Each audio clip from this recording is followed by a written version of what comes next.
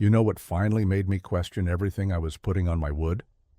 I picked up a cutting board I'd finished with polyurethane about 2 years earlier, and the finish was peeling off in these thin, plasticky strips right where the knife had scored through it.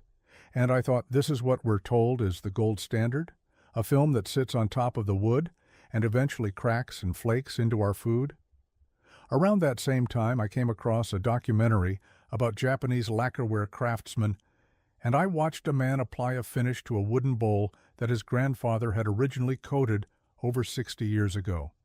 The finish wasn't peeling, it wasn't cracking. It had gotten harder and more beautiful with age. That stopped me cold. I started digging into traditional Eastern finishing methods, and what I found honestly made me a little angry. Because these finishes exist, they outperform most of what's on the shelves at our hardware stores, and almost nobody in the Western woodworking world talks about them. Today I'm going to walk you through 5 ancient Eastern wood finishes that produce deeper, harder, more durable, and completely food-safe surfaces using nothing synthetic. And stick around to the end, because I'll show you a simple application trick I learned that gives you a hand-rubbed finish, so smooth people won't believe you didn't spray it. Let's get into this. The traditional woodworking cultures of East Asia, particularly Japan, China, and Korea, developed finishing systems over thousands of years that we're only now starting to appreciate in the West. These aren't novelty methods. These are proven, time-tested finishes that still outperform many modern coatings, and understanding them can genuinely change how you protect your work. So let me give you some context for what we're dealing with here. When I started researching Eastern wood finishes, I expected to find a handful of folk recipes, maybe some interesting but impractical traditions. What I found instead was a finishing science that predates modern chemistry by millennia. In Japan alone, the use of urushi lacquer has been documented going back over 9,000 years.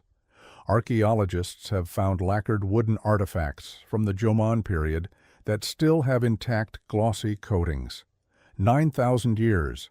I've got polyurethane failing on me in 2. The reason these finishes were developed so thoroughly comes down to necessity.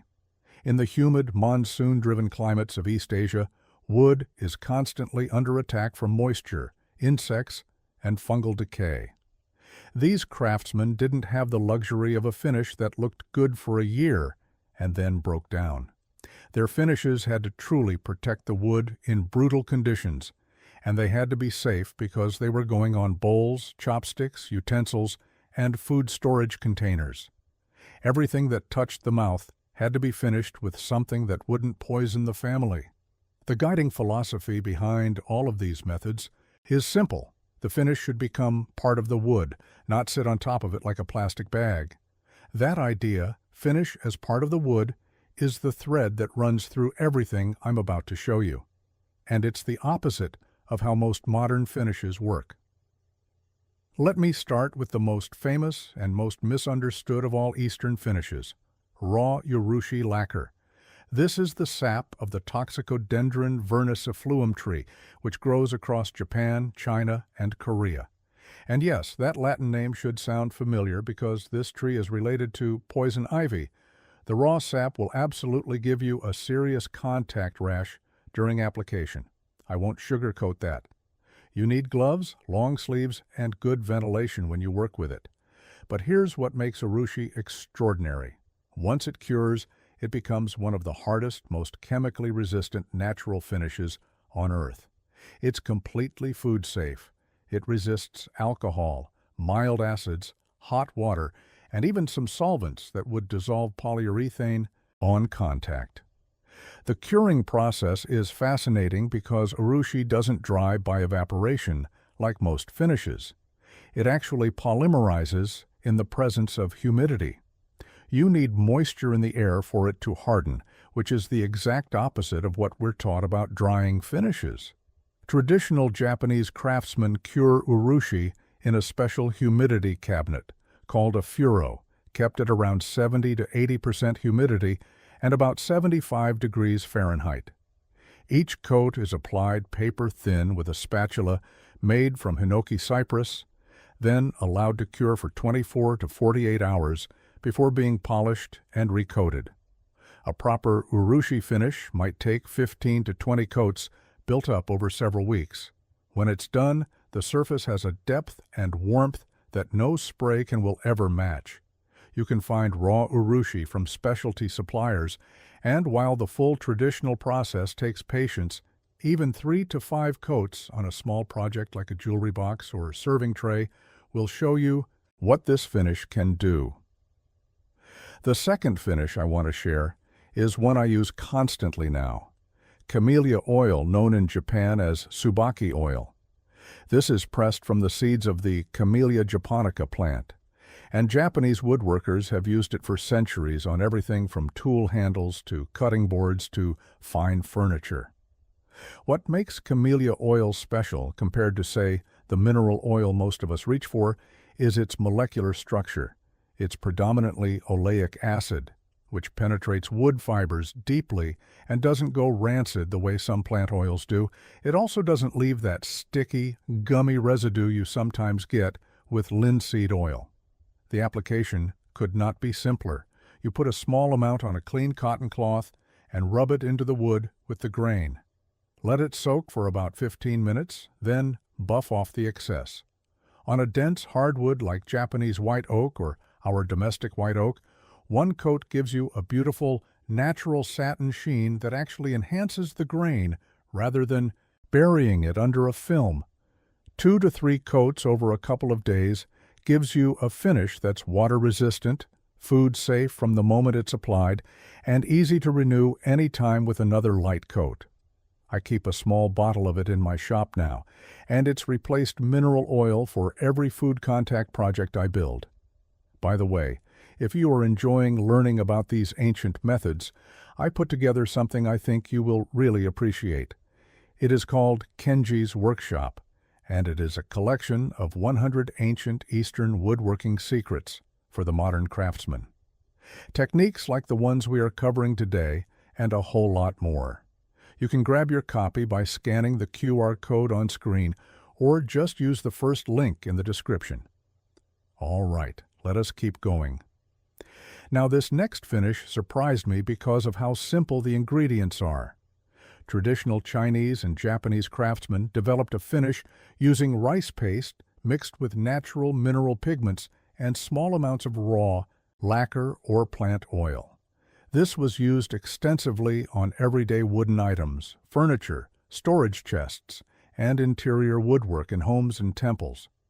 The rice paste is made by cooking glutinous rice into a thick, smooth paste, then mixing it with finely ground earth pigments, things like red iron oxide, lamp black, or crushed shell white. A small proportion of raw lacquer or perilla oil is blended in as the binder. The mixture is applied in very thin coats with a cloth pad, each layer allowed to dry for about 12 to 24 hours depending on humidity. The result is a matte, velvety surface that's surprisingly tough and deeply colored in a way that synthetic stains never achieve because the pigment is actually embedded in the grain structure. I tried a simple version of this using rice paste, red iron oxide pigment, and boiled perilla oil on a piece of American cherry. The color depth was remarkable. It looked like the wood had been naturally aged for 50 years. The finish was hard, smooth to the touch, and completely free of any chemical smell. For anyone doing reproduction furniture or arts and crafts style pieces, this method is worth every minute of the extra effort. The fourth finish is one that almost nobody in the West knows about, and it might be my favorite discovery of all: kakishibu, or persimmon tannin. This is made by crushing unripe Asian persimmons, fermenting the juice for 1 to 3 years, and straining the resulting liquid into a thin, amber-colored finish. It sounds improbable, but kakishibu has been used in Japan for over 1,000 years on everything from wooden buildings to paper umbrellas to fishing nets. Here's what it does. The tannins penetrate deep into the wood fiber and gradually darken when exposed to sunlight, creating a rich, warm, reddish-brown tone that develops over weeks and months. It's naturally antibacterial, water-resistant, once cured, and completely non-toxic. On a piece of plain hinoki or even domestic poplar, kakishibu transforms cheap, pale wood into something that looks like aged mahogany. You apply it with a brush or cloth, let it dry for about 6 hours, and repeat. 3 to 5 coats is typical. The initial color is pale and unimpressive, but within 2 to 3 weeks of sunlight exposure, the transformation is dramatic. I applied it to a poplar serving board as an experiment and left it near a south-facing window. After 3 weeks, my wife asked me what exotic wood I'd used. It was poplar. The fifth method is one that ties all of these traditions together, a blended wax and plant oil finish that was common across Japan, China, and Korea for fine interior woodwork. The base is typically a mixture of beeswax and a drying oil, most often perilla oil or raw tongue oil, melted together in a ratio of roughly 1 part beeswax to 3 parts oil by volume. Some craftsmen add a tiny amount of camphor or clove oil for fragrance and mild insect deterrence. You warm the mixture gently until the wax is fully dissolved, then apply it to the wood while it's still warm and liquid using a cotton pad. The oil penetrates the grain while the wax fills the surface pores, creating a finish that's both deep and sealed. After about 20 minutes, you buff it vigorously with a clean cloth and the surface comes up to a soft, warm luster that feels alive under your hand. Unlike paste wax over shellac or polyurethane, this finish isn't sitting on top of anything. The oil and wax are in the wood. On a piece of walnut or cherry, the chatoyance and figure pop in a way that film finishes simply can't replicate because light is interacting with the actual wood surface, not a plastic layer above it. Let me share some patterns I've noticed in how most of us approach finishing, myself included for a long time, and how these Eastern traditions handle things differently. The first pattern is reaching for film finishes by default. We grab the polyurethane or the spray lacquer because it's fast, it's familiar, and it gives us that immediate glossy result. But every film finish is a countdown timer. It will eventually crack, peel, yellow, or wear through, and when it does, you're stripping and starting over. Every Eastern finish I just described becomes part of the wood itself, which means it wears gracefully and can be renewed without stripping.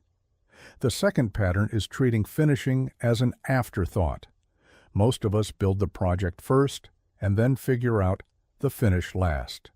Traditional Eastern craftsmen choose the finish before they choose the wood because the finish and the species have to work together.